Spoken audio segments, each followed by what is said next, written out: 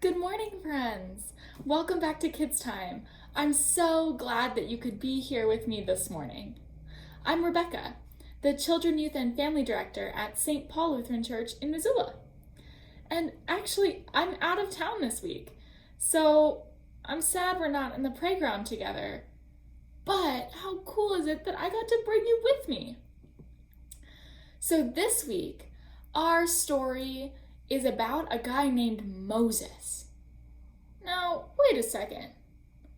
I think I remember that a few weeks ago, we read stories about Moses. This is the same guy. So, a few weeks ago, we read a story about little baby Moses. And baby Moses got put in a floating basket by his mom to save him from the mean Egyptian government. And then after that, the next week, we heard another story about Moses. And this time, it's when he was a grown-up. And in that story, Moses meets God in a burning bush. And Moses learns that God is calling him to help lead the Hebrew people out of Egypt. And then the next week, we get another story about Moses.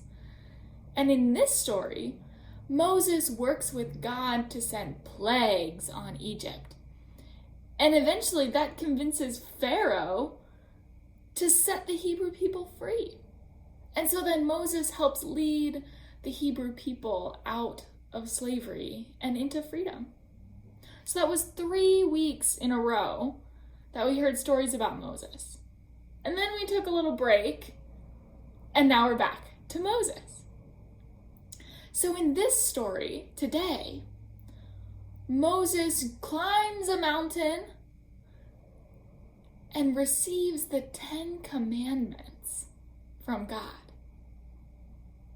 So I don't know about you, but it's sometimes really hard for me to remember the 10 Commandments. There's a lot of words in there, and there's 10 of them, you know? So, a few years ago, my friend taught me a really fun way to remember the 10 Commandments. And I'm going to teach you. And all you need are your 10 fingers. So check and make sure. They all still there? All right, let's learn it together. All right, number 1. You shall have no other gods. So take your pointer finger and wiggle it. You shall have no other gods. Number 2. You shall not take the Lord's name in vain. So take 2 fingers and pretend like you're checking your pulse. You shall not take the Lord's name in vain. Number 3, honor the Sabbath day and keep it holy. So make a hole with your fingers, your pointer finger and your thumb together. Honor the Sabbath day and keep it holy. Number 4, honor your parents and caregivers. So you can salute them, like honor. So 4, honor your parents and caregivers. 5, you shall not murder. Like you're cutting something off. You shall not murder. It's number 5. Number 6, you shall not commit adultery. So take your pointer finger on one hand and your ring finger of the other. So number 6, you shall not commit adultery. Number 7, you shall not steal. So you're gonna, the hand that has 5 fingers up, you're gonna put over your mouth like a mask or a bandana, like you're trying to hide. And then the other 2 fingers you're gonna use to make a gun. So you shall not steal. Number 8, you're gonna put 4 fingers up on each hand, so that still makes 8. You're gonna go like this. You shall not bear false witness. So you're gonna act like a bear. So number 8, you shall not bear false witness. And number 9 and 10 are really similar. So 9 and 10, you shall not covet. All right? So we got all 10. Now that we know all of them, let's practice together. I will go pretty slow, but I'm not going to explain each one to you.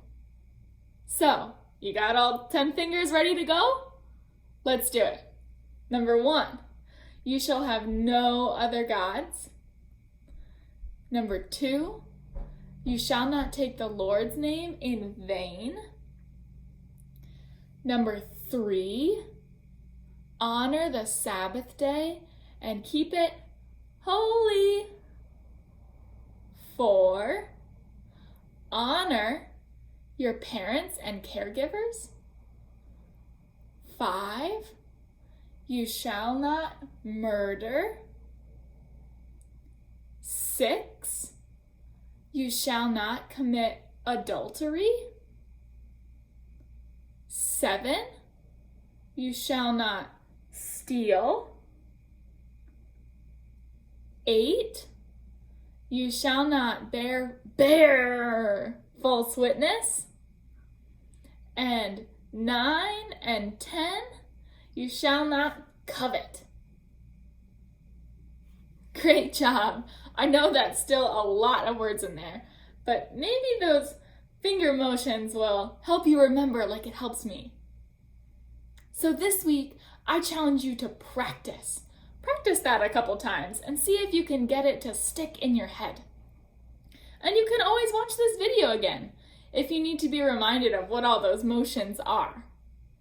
So thank you friends for joining me at Kids Time today. It always makes me feel so happy to know that we're doing this together.